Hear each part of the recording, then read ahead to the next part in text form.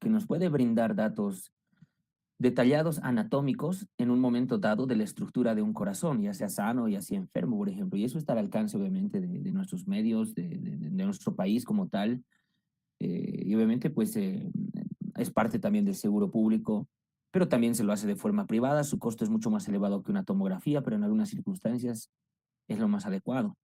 Esto porque les comparto porque varias de estas estructuras que pueden estar anómalas o que pueden estar patológicas por algún tipo de enfermedad pueden ser descritas, vistas, ¿no? Y analizadas por un imaginólogo para poder emitir posteriormente un informe. Por ejemplo, ustedes pueden ver también estudios básicos como este. Este es una laminilla de un caso clínico que presenté de una enfermedad de Epstein.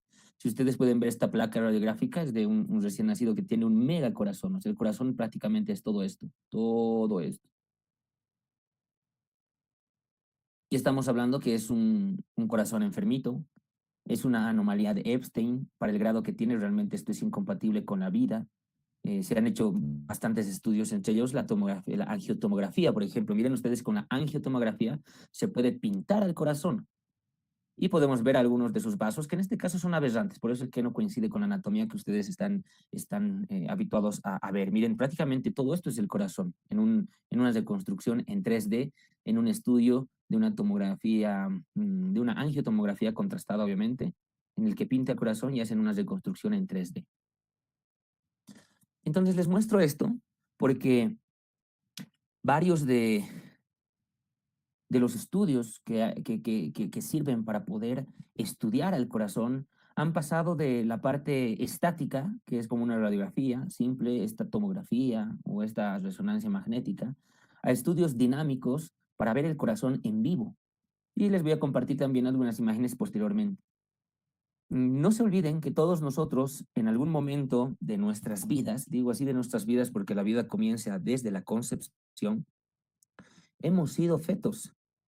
Y al ser fetos, todos nosotros presentes acá hemos tenido una circulación particular, una circulación muy importante para poder establecer todo ese tiempo gestacional, para poder sobrevivir al clima uterino con todas las presiones y con todos los déficits de oxígeno, la acidemia propia que todos en la que hemos vivido, que algunos autores lo comparan como la cima del monte Everest en cuanto a las condiciones. Entonces, el hecho de que ya seamos jóvenes, adultos, no le quita la importancia realmente a llevar este tema. Para poder entender cómo era la circulación en esa etapa y cómo es la circulación ahora, que es la que vamos a ver a continuación, después de haber estudiado el corazón como un órgano dinámico, no solamente como un corazón de 4 cámaras, un órgano músculo hueco, sino un corazón dinámico que se encarga de expeler, expeler, expeler como un motor todo el gasto cardíaco, ¿no? Todo ese fluido que es plasma y cuerpos figurados que condicionan pues, a la circulación como tal. Entonces, esa circulación, tanto fetal, en un fenotipo fetal como ahora en un fenotipo ya de un recién nacido, pues tiene un nombre y se llama la circulación transicional. Y quiero empezar esto obviamente con una actualización para que vean que la fisiología siempre está en constante estudio, en constante actualización, para poder compartir datos de este acápite, de esta etapa en la que todos hemos trascendido, pero seguramente nos hemos olvidado. Y a mi criterio, muy despectivamente, los libros lo nombran como un capítulo en anexos, ¿no? Como circulación, como, sí, como otras circulaciones. Cuando realmente gracias a esta circulación es que estamos vivos en este momento y podemos participar de estas clases virtuales de fisiología. De lo contrario, pues si esta circulación hubiera sido insuficiente, estaríamos hablando de un paciente chocado, de un paciente con alguna cardiopatía, una insuficiencia circulatoria que tal vez hubiera condicionado incluso la muerte de muchos de nosotros o tal vez algunos parientes que no han podido atravesar correctamente esta etapa, que es la etapa de transición de la vida fetal a la vida neonatal, y posteriormente pues el grupo etario pediátrico y el grupo etario adulto. Entonces, ¿qué es la circulación transicional? La circulación transicional es un término nuevo que se ha acuñado desde el 2024 para poder describir, para poder describir estos fenómenos fisiológicos cardiovasculares de transición entre un fenotipo fetal, vale decir un ambiente intrauterino, y un fenotipo neonatal, vale decir pues ya la parte posterior al nacimiento, ¿no? Y que involucra esos minutos, esas horas, en cuando este cambio de circuito que hemos tenido todos. Hay muchos cambios que los vamos a reconocer tanto en la precarga, que equivale al gasto cardíaco, a la descarga, que corresponde al inotropismo del corazón desde otro punto de vista funcional, y la postcarga, que hace alusión a la resistencia vascular periférica de los vasos, partiendo de que es muy difícil estudiar un corazón en movimiento y un corazón vivo, y aquí es muy importante todos los fundamentos fisiológicos hasta el momento para poder entender esta circulación de tipo transicional. Vamos a ver imágenes de ecocardiografía, que son los que son instrumentos al pie del paciente que pueden ayudar a ver mediante flujos y ecos de los ultrasonidos la circulación en un momento dado. Realmente entender la insuficiencia circulatoria como desafío patológico más adelante sigue siendo un desafío porque si no conocemos la parte fisiológica de este grupo etario que era el grupo fetal, ¿no? Entre comillas, pues mucho menos vamos a entender las eventualidades patológicas que uno pasa después en cada grupo. Por ejemplo, la adaptación a la vida extuterina es un fenómeno que nosotros quizás o nuestro subconsciente ha decidido olvidar. Tal vez lo ha olvidado porque era un evento realmente estresante, más estresante, más estresante que el mismo trabajo de parto de una madre. La madre se acuerda del trabajo de parto. Su subconsciente no lo ha borrado por seguridad. Sin embargo, tanto la muerte como el nacimiento son eventos que no se pueden describir en vivo o con relatos tal vez de retrospección, pero han sido eventos fisiológicos tan contundentes que han marcado un antes y un después. Ahora me remito al bebé que es ya recién nacido, puede ser obtenido por cesárea, puede ser obtenido por parto humanizado, por un parto natural, más conocido, y cualquiera de ellos hace que la adaptación pueda ser buena y pueda ser mala. En este caso, la adaptación a la vida extraterrina que vamos a evaluar en los siguientes minutos, con escalas pues protocolizadas, que se conoce como APGAR al minuto, el APGAR a los 5 minutos, dificultad respiratoria con una escala de Silverman, va a calificar cuál ha sido esta adaptación a la vida extraterrina. Y esto dependerá mucho de la edad gestacional. No es lo mismo un bebé muy prematurito, ¿no? Muy prematurito que mal llamado 6 mesino, ¿no? Que para nosotros en semanas es 26 semanas de edad gestacional, por ejemplo, que un bebé que nace a los 9 meses. Estamos hablando de un bebé más de las 38 semanas. Las condiciones de la madre son muy importantes. La misma obesidad es un grupo de riesgo. Los extremos de la vida, una madre añosa, a partir de los 34 años, la mamá ya se considera mamá añosa, mamá de edad avanzada, es decir, mamá que tiene riesgo ese embarazo. Estamos hablando de 34 años. O los extremos de la vida, una madre adolescente, por ejemplo, o una madre niña, que en algunas veces nos ha tocado sobrellevar. El tipo de parto, desde luego, no es lo mismo un parto vaginal, fisiológico, que una cesárea electiva. Ah, aquí empieza la selección del más fuerte. No todos los niños en la historia, en una cosmovisión ya más global de nuestra especie, no todos los niños por parto sobrevivían. La naturaleza se encargaba de seleccionar al más fuerte y siempre lo ha hecho así. A diferencia de la cesárea, que pues todos en su gran mayoría pueden sobrevivir porque al final 8 horas de trabajo intenso y estrés para poder nacer y obviamente otros factores de riesgo medioambientales, medicamentosos, enfermedades. que más adelante lo van a poder desglosar a detalle. Pero tenemos que entender que la misma naturaleza nos ha preparado para esta transición, el momento del nacimiento. Estamos preparados biológica y cronológicamente para cesar algunas derivaciones fetales, que ustedes ya han llevado esto en embriología, que las vamos a recordar y vamos a ver la utilidad de su función en esta vida. Esta circulación, esta circulación puede ser afectada por el pinzamiento del cordón. Bueno, no afectada, es decir, inicia desde el pinzamiento del cordón. El momento que nacemos, vean ustedes este cordón que nos conecta con la placenta de la madre, nuestra primera madre, hace que esta circulación cambie. Esta circulación cambie de un modo intrauterino a un modo extrauterino. Podemos decir que cambie de un modo fetal a modo recién nacido. Podemos decir que cambie de un modo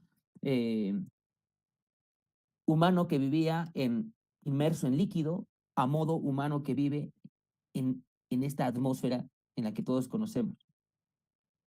Porque este pensamiento tiene consigo aumento de la resistencia vascular sistémica, lo vamos a entender cómo, hace que se ventilen los pulmones, hace que se cierren las derivaciones fetales que las vamos a recordar que ya le han llevado en embriología, aumenta precarga en el bebé, es decir, aumenta su volemia, eh, inicia la circulación transicional que nosotros conocemos y obviamente pues para los especialistas que atienden a bebés, el manejo del cordón pues es un capítulo muy aparte con todas las ventajas que ya se han descrito hasta el momento. Si vemos la fisiología, por ejemplo, respiratoria, no olviden que el pulmón y el corazón realmente están muy entendidos, están realmente conectados, entendidos, dinámicamente y funcionalmente pues coordinados. Y la pregunta es, ¿quién causa la primera respiración? ¿Qué es lo que hace que este bebé antes llamado feto respire por primera vez? Es algo que no se sabe a ciencia cierta. Son teorías que se están aplicando por fundamentos que son plausibles a esa explicación, pues, y se acuñan como fundamentos fisiológicos. Vean ustedes que la fisiología tiene esas, tal vez, ventajas o desventajas para estudiar sujetos vivos. Muy diferente estudiar un sujeto muerto, donde puedes desmenuzarlo macroscópica y también microscópicamente, pues, y observar todo lo que es la anatomía macro y micro, pero es muy diferente estudiar a un sujeto vivo, más aún en esta etapa transicional.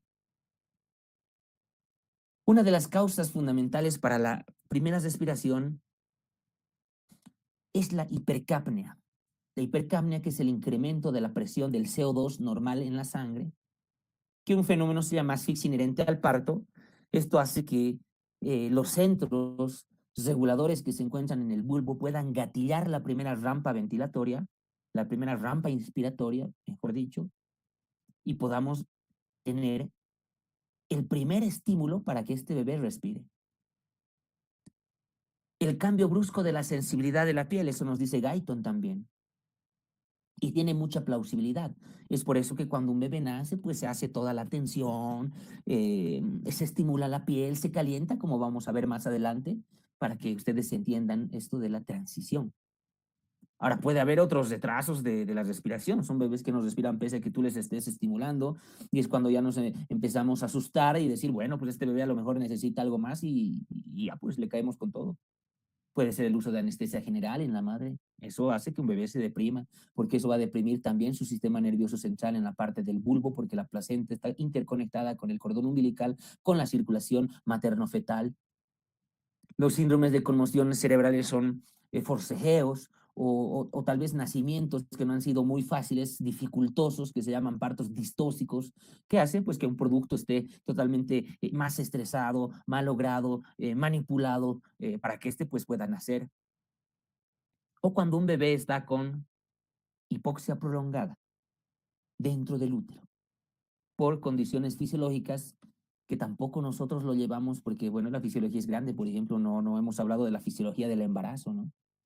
Esa circulación, cómo cambiará nuestra circulación, particularmente las mujeres, cuando estén embarazadas o si han estado embarazadas, ya tienen sus hijitos.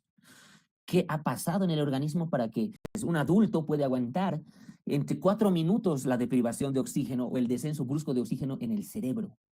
4 minutos solamente. En 4 minutos de asfixia, en 4 minutos de hipoxia, nuestro cerebro adulto ya puede manifestar lesiones cerebrales irreversibles, como pérdida de la motilidad, como pérdida del estado de conciencia, incluso hasta la muerte cerebral. 4 minutos.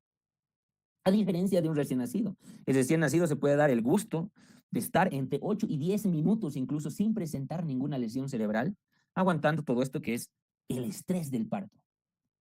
Ya desde el 2023, por ejemplo, estos autores han comparado el Everest, la cima del Everest, que está a más de 8.000 metros sobre el nivel del mar, con las condiciones que nosotros como feto hemos atravesado.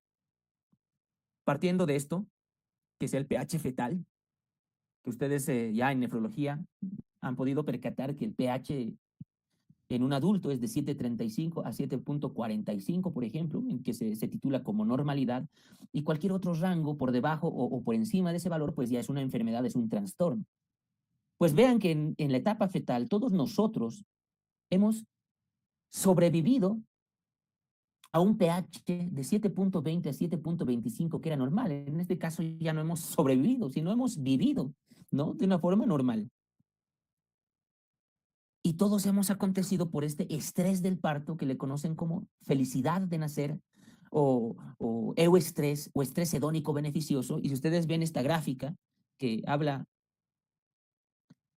mejor que las comparaciones que las pueda dar por los estrés que ha resultado este bebé. Vean que el estrés de un recién nacido normal, este es el nivel de estrés, está por muy superior, muy superior, por ejemplo, de cuando estás en una etapa caliente y te ponen un baldazo de agua fría, ¿no? Imagínense ustedes que están en el sauna seco,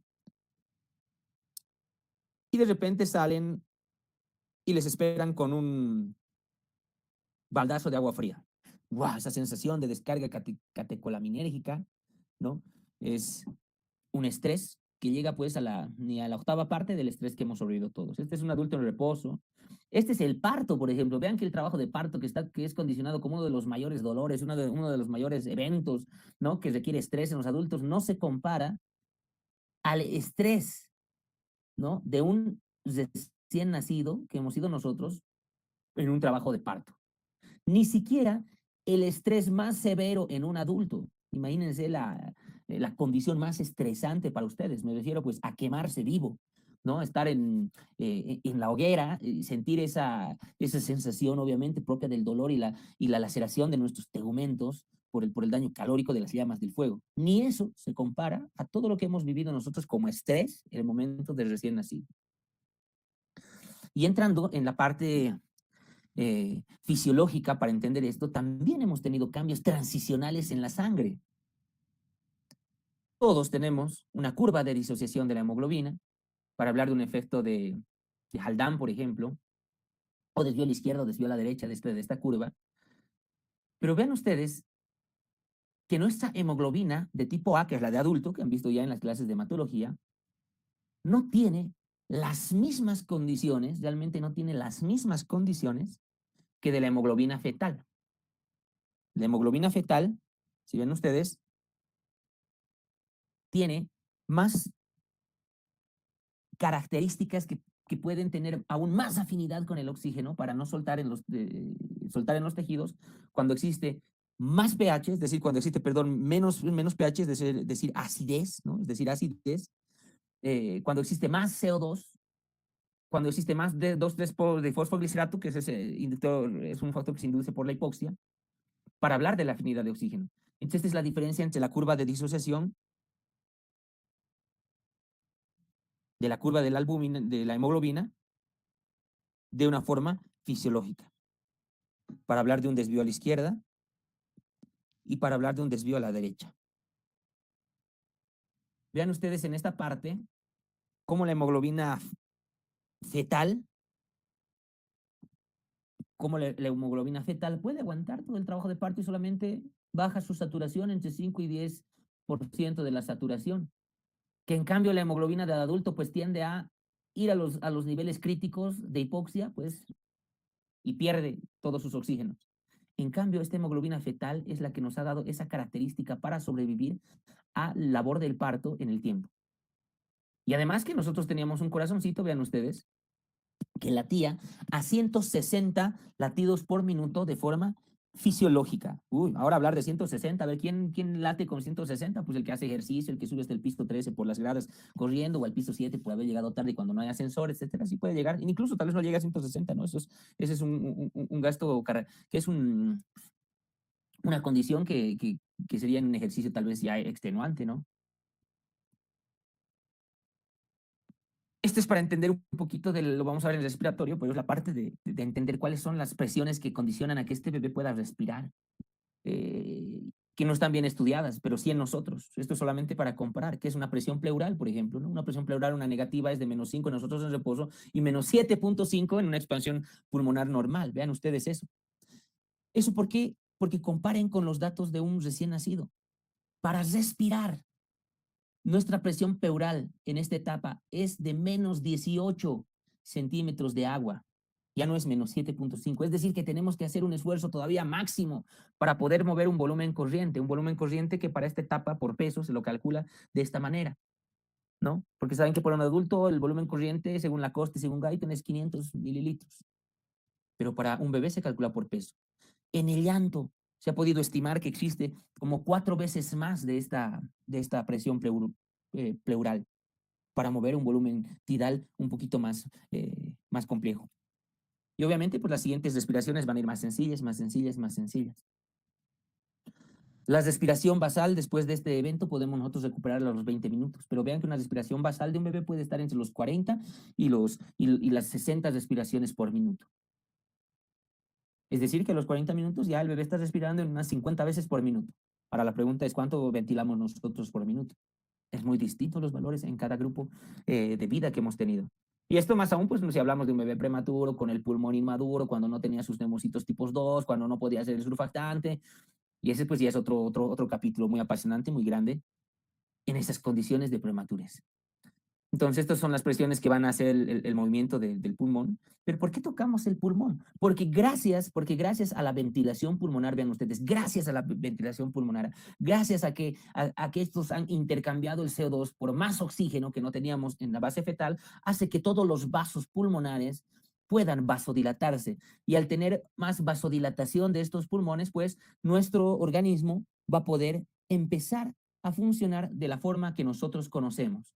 Miren ustedes cómo los alveolos, al ser insuflados, oxigenan y vasodilatan gracias al oxígeno todos estos vasos pulmonares que más adelante van a vasodilatar a los vasos mayores del pulmón, vale decir, las arterias pulmonares y las venas pulmonares también, para que puedan ayudar a iniciar esta circulación de transición. Y esta circulación de transición es responsable del corazón. Vean que el corazón que ustedes dieron con el profesor Fernández, un corazón de adulto, pues algunas diferencias de un corazón fetal, por ejemplo.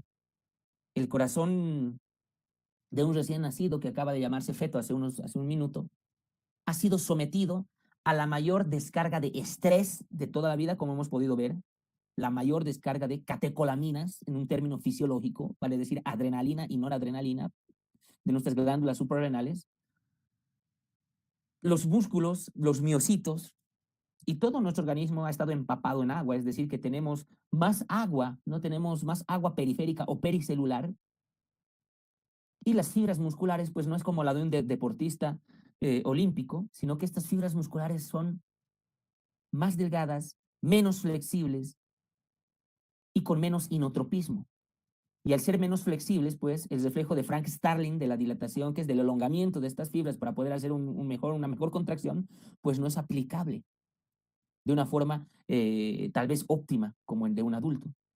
Y si ustedes ven la fórmula del gasto cardíaco, que es la frecuencia cardíaca por el volumen de eyección sistólica, un gasto cardíaco que lo han redondeado en 5 litros, pues ¿cuánto será el gasto cardíaco fetal y cuánto será el gasto cardíaco en esta etapa? Lo han podido estimar, midiendo obviamente, midiendo según el peso, el volumen del gasto cardíaco en el tiempo, en un minuto. Entonces vean la maravilla de este corazón cuando cumple su trabajo diario, pues y si este corazón dejaría de hacer su trabajo en cualquier momento dado, pues se traduce en un paro cardíaco, asistolia, línea ti y muerte, obviamente. Entonces, ver la maravilla de este órgano hace pues que estos temas apasionen aún más. Entonces, ¿cuáles son las herramientas fisiológicas para poder estudiar todos estos fenómenos, ¿no? Todos esos fenómenos que acabo yo de mencionarles.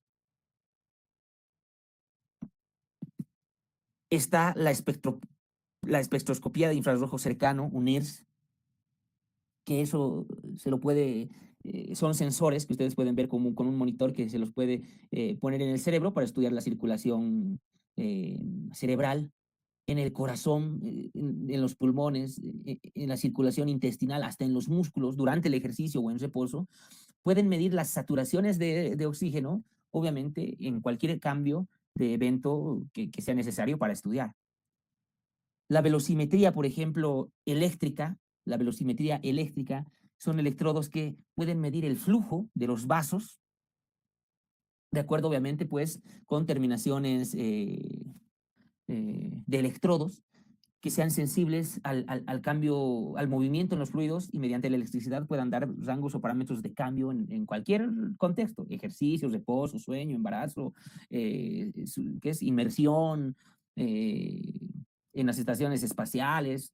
Y si es que pues conquistamos Marte o si es que habitamos la Luna, pues Guyton les apuesto que sacará la edición Fisiología Lunar, ¿no? O Fisiología Marciana, para poder seguir estudiando cuáles son los cambios y las adaptaciones de nuestro organismo en diferentes contextos. Y algo que está a la mano nuestra, es decir, en nuestro país no existe esto, ¿no? Tampoco existe esto. Tenemos nosotros la ecocardiografía y esa ecocardiografía pues nos sirve para estudiar al corazón en movimiento, como lo vamos a ir viendo, por ejemplo. Esta es una ecocardiografía de ese paciente que les muestro que estaba enfermito. Vean ustedes cómo podemos ver con esta maravilla de la, vale decir, ecografía cardíaca, ¿no? Ecografía cardíaca que vale a la ecocardiografía, los movimientos de este corazón. Obviamente es un corazón anómalo, está muy grande sus ventrículos, ¿no? Pero vean ustedes cómo está, perdón, sus atrios, y estos son sus ventrículos, pero vean ustedes cómo se ven las valvulitas, cómo se ven los tabiques. En esta otra proyección de 4 cámaras, miren el poder estudiar esas valvulitas a detalle, poder congelar la imagen para poder medir. Y después, si quiero complementar con la tecnología Doppler, cómo puedo establecer también los flujos, es otra forma de poder estudiar a un corazón, lo que les decía, ¿no? Que le da la singularidad a este corazón. Bueno, si estuviéramos en clases presenciales, a lo mejor podíamos hacer así como el profesor Wilder Vilca ha realizado una ecografía renal, pues nosotros podíamos haber realizado también una ecografía funcional del corazón, solamente para identificar algunas estructuras del corazón que ustedes ya las conocen desde el punto de vista morfológico, pero que pues, ya en la posición y en lo que estamos viendo. Entonces, si ustedes ven esta circulación, es una circulación que todos hemos tenido, por la que todos hemos atravesado, por la que todos eh, hemos transicionado y tenemos que identificar algunas estructuras. Vean ustedes el famoso ductus arterioso, que ya se conoce como el ligamento arterioso solamente cuando ustedes lo ven en la anatomía de un adulto, por ejemplo, ¿no? Según Rubier. Pero esto era un vaso abierto y un vaso funcional que nos servía para un puente derivativo de la circulación fetal en su momento. Teníamos también el conducto venoso, que ya se conoce como ligamento venoso de Arancio, ¿no? En el hígado, son vestigios solamente los que vemos en el adulto, pero esto en el feto realmente pues era un puente, era un conducto, que es en este caso arterioso, que servía, ya vamos a ver para qué, obviamente para derivar al máximo, ¿no? Es decir, como esos viaductos que hacen para evitar las trancaderas, ¿no? Por ejemplo, en la Plaza Baroa, esto que pusieron debajo del Parque Triangular, para que toda esta circulación evite toda esta congestión en ese momento del hígado y vaya directamente al corazón. Teníamos otros orificios, por ejemplo, como este, un orificio interauricular, que era el ostium secundum y el septum primum, que ustedes ven en embriología, que en este momento, cuando no están adosados, pues daban un paso, un atajo para esta circulación. Eso es anatómicamente lo que estamos viendo. es necesario también que ustedes sepan que nuestro órgano de oxigenación en esta etapa no eran los pulmones. Los pulmones realmente estaban apachurrados, estaban ahí ahogados en líquido amniótico, cumpliendo una función, ni siquiera la función que tienen, que es la de oxigenar. Estaban ahí todavía desarrollando para la etapa, para el fenotipo en el exterior del útero. Y nuestro único órgano de oxigenación, pues era nuestra placenta. Y realmente esta placenta que ha sido nuestra primera madre, ¿no? Y esta placenta que ha sido el órgano que nos dio la vida, y que todos nosotros les rendimos homenaje a la placenta cada año, cuando festejamos el cumpleaños. Esta placenta tiene forma de pastel, ¿no? De torta, y el cordón umbilical que se ha roto, pues es la luz, es la vela que nosotros ponemos encima del pastel. Pues cada año nosotros conmemoramos a la placenta con nuestro pastel y al cordón umbilical que nos dio la luz de la vida, por eso es que se corta, ¿no? Y nosotros tenemos ahí la lucecita. Ahora, no es que si cumples 20 años, pues tienes 20 velas, ¿no? Eso ya es, ya es un disparate, no has tenido 20 cordones umbilicales, ¿no? Simplemente estás recordando cuántos años desde que te has separado de la placenta, vas festejando. Entonces, esta placenta era nuestro principal y único órgano de la oxigenación. Y vean la comparación de los gastos cardíacos. El gasto cardíaco del corazón solamente representa el 7%, y miren el gasto cardíaco que puede manejar esta placenta. Realmente, pues, es una diferencia muy abismal. Y ya para entrar y posteriormente hacer una retroalimentación, les voy a contar el circuito de la circulación fetal. Vean ustedes. La sangre oxigenada de la placenta pasaba por la vena umbilical. Suena así como que la sangre oxigenada pasaba por una vena. Exacto. Y la sangre desoxigenada volvía por dos arterias umbilicales. ¿No? Es al revés.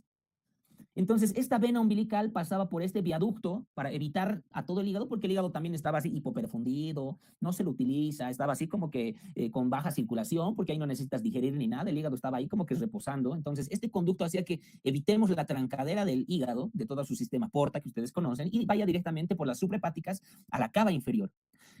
Y esta sangre oxigenada, a su vez, se mezclaba, miren ustedes, con toda la sangre del cuerpo inferior del feto, que se retornaba por la cava inferior, pero aquí tenían dos caminos distintos. La sangre oxigenada se pasa por el agujero de Botale, el agujero oval, directamente a la aurícula izquierda, y este va al ventrículo izquierdo, y la sangre desoxigenada que estaba aquí también mezclada, pues se pasaba solamente al ventrículo derecho. Entonces, ¿quién hacía esto? ¿Quién hacía esta maravilla de mover los flujos en la naturaleza? Lo vamos a ver mañana.